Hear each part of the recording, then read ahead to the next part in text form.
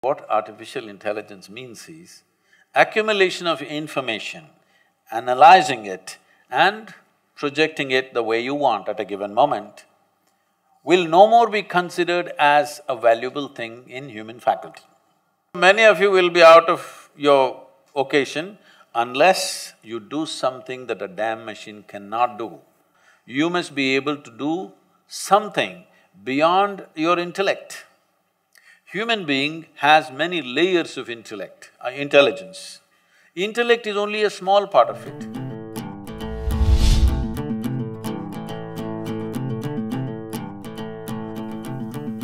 So, in today's technological world, we know that artificial intelligence and robotics are taking over.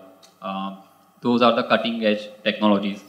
So, what is your take on the interaction of such technologies with the intersection of such technologies and ancient practices such as meditations and yoga? Are you sure I'm real? Because last year and a half, they've been inviting me to speak in all sorts of artificial intelligence conferences in the world. I was just surprised, why are they asking me to come and speak about artificial intelligence, because I'm not an expert in the field, nor am I an artificial intelligence. So I asked them in one of the conferences, it was in St. Petersburg, I said, why are you guys inviting me to all these artificial intelligence conferences? I'm a natural intelligence, not an artificial intelligence. They said, the problem is, what are we going to do? We're going to lose our jobs. These are all professors in big universities, in MIT and in Harvard and these kind of places. They're asking me, what are we going to do in another 10 years' time? Because everything that we know, everything that was sacred till now, suddenly is going to be there on a little gadget.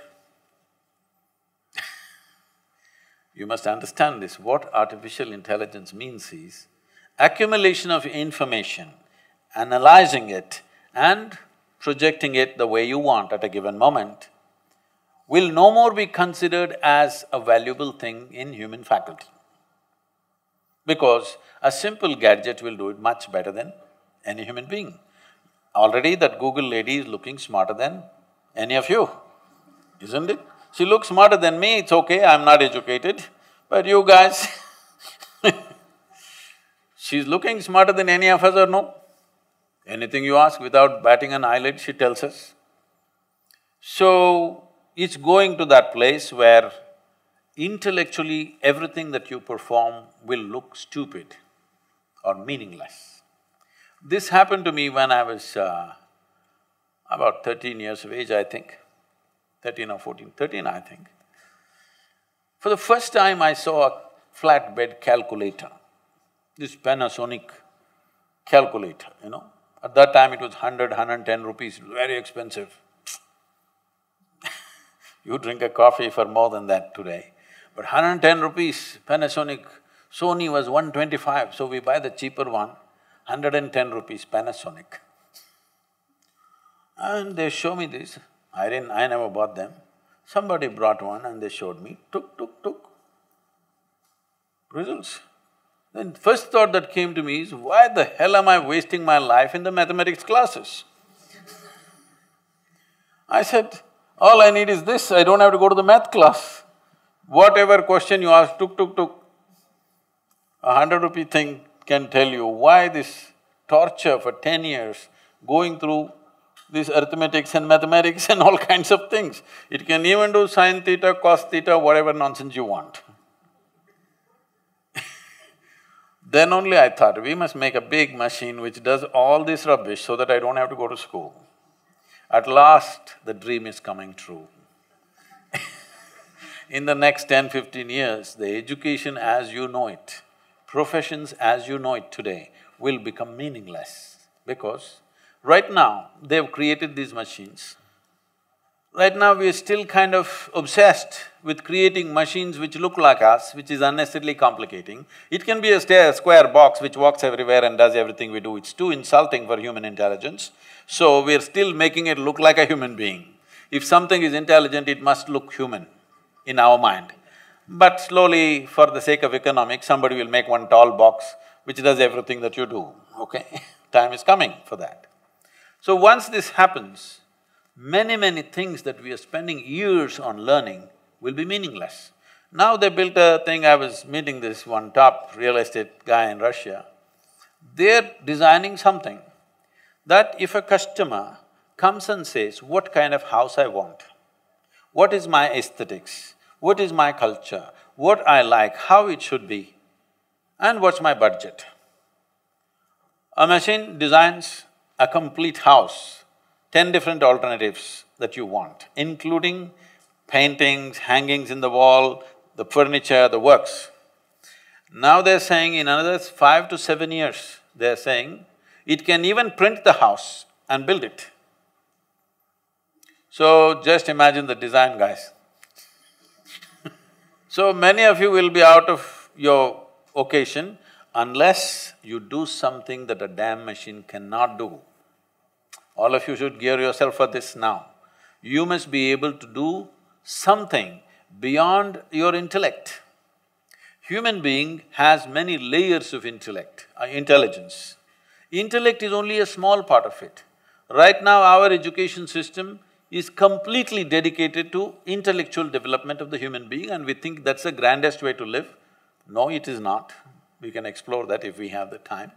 But in the yogic way of looking at things, we look at human intelligence as 16 parts.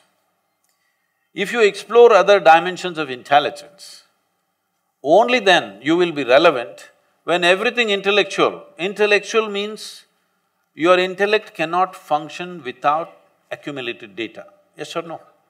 Hello? Yes. Your intellect cannot function without accumulated data, is that so? Now, whatever is data assimilation, analysis and execution of that analysis, a machine will do better than you. A human being can always make mistakes, can always fudge information, but a machine is clear-cut.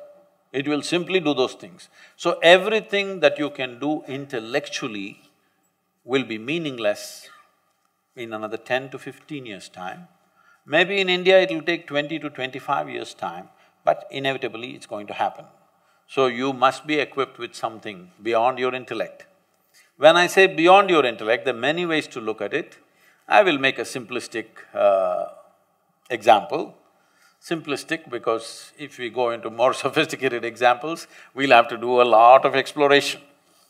We don't have that kind of time today. For example, what did you eat for lunch? Maggie. You are on Maggie?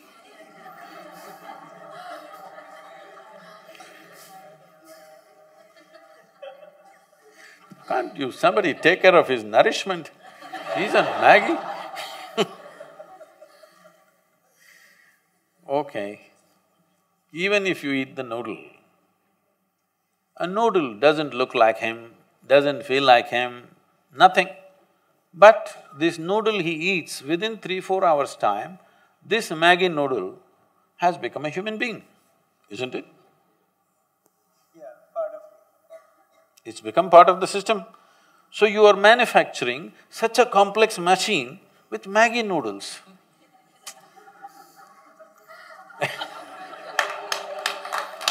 This is like a 3D printer. You put Maggi noodles into it. No, I am not made of Maggi noodles, okay? I eat better than that. But you put a chapati into this becomes a human body. This is the most sophisticated machine on the planet. You're manufacturing this with whatever food that you eat. And the food that you eat is just the soil that you walk upon. Yes or no? And it stands up. Isn't this a 3D printer? Hello? Does that intelligence exist within you or not? Not even in your brain, in your gut? It does. It does. It does. So if only you found conscious access to this dimension of intelligence, you would live magically, isn't it? Then artificial intelligence won't disturb you, you will be very happy because all the menial jobs if the machines do, what a wonderful world. I'm looking forward to that.